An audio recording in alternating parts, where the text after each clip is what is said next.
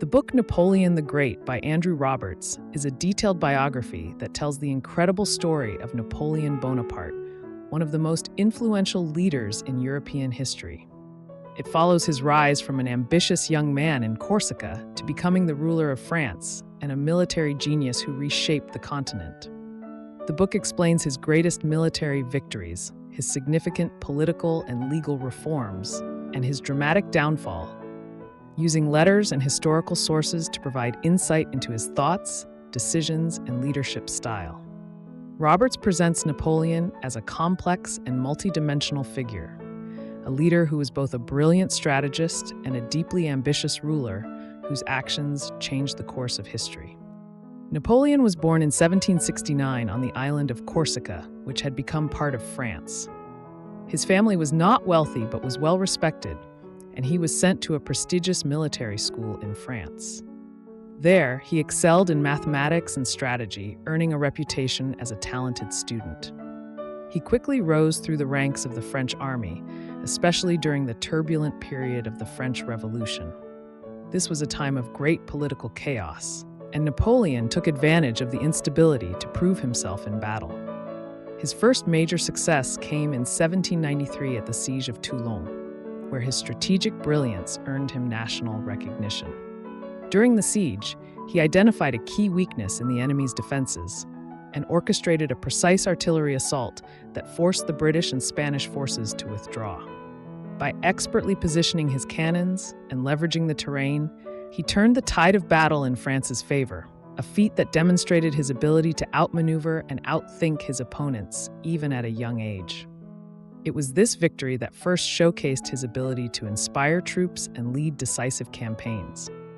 Following this, Napoleon played a crucial role in suppressing a royalist revolt in Paris, further cementing his position as a key military leader. His reputation grew further when he led the French army in Italy in 1796 to 1797. Despite having an army that was poorly equipped, Napoleon used innovative tactics to defeat Austria and its allies, forcing them to sign a peace treaty. His victories made him a national hero.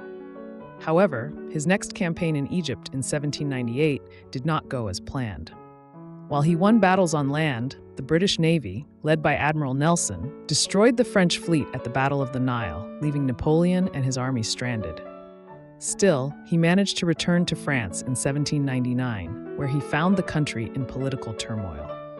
Using his popularity and military power, he staged a coup and became first consul of France, effectively making himself the country's leader. His ability to maneuver through political instability demonstrated his sharp political instincts and a keen understanding of power dynamics. As first consul, Napoleon introduced major reforms that strengthened France. He created the Napoleonic Code, a legal system that brought clear and fair laws, many of which still influence legal systems today. He also improved education, finance, and government administration, helping to stabilize the country. His leadership was so effective that in 1804, he crowned himself Emperor of France, demonstrating his total control.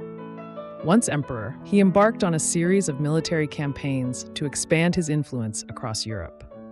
His dominance in warfare became legendary, and his armies seemed unstoppable as they won battle after battle. He consolidated his rule by establishing a merit-based system for military and administrative positions, ensuring that talented individuals could rise regardless of their background.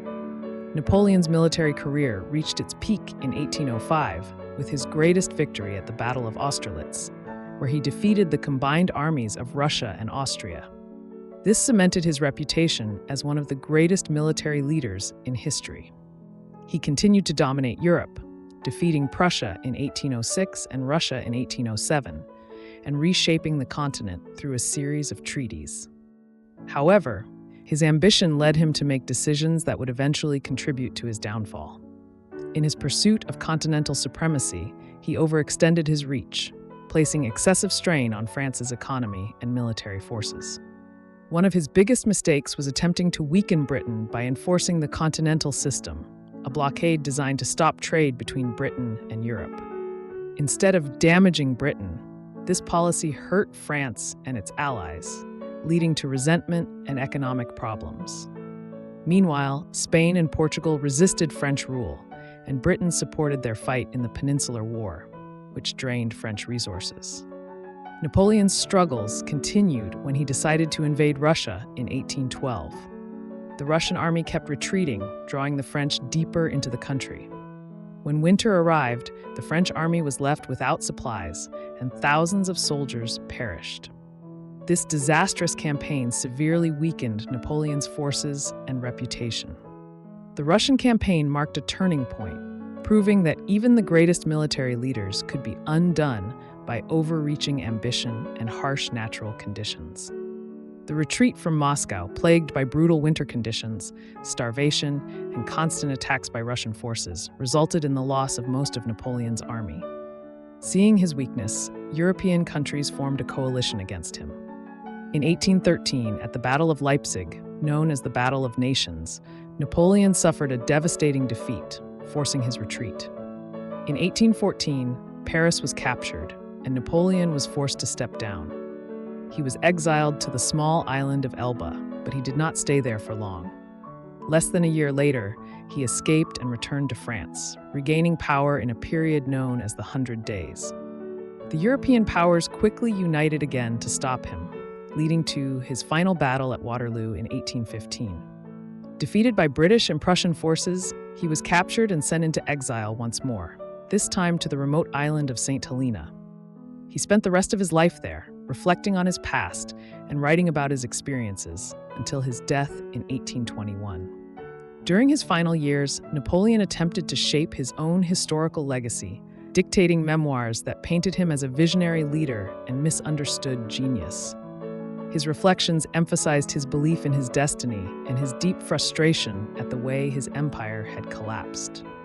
Roberts' book does an excellent job of bringing Napoleon's story to life, showing both his genius and his flaws. It highlights his remarkable intelligence, leadership, and ability to inspire loyalty, while also revealing his mistakes and the consequences of his unrelenting ambition.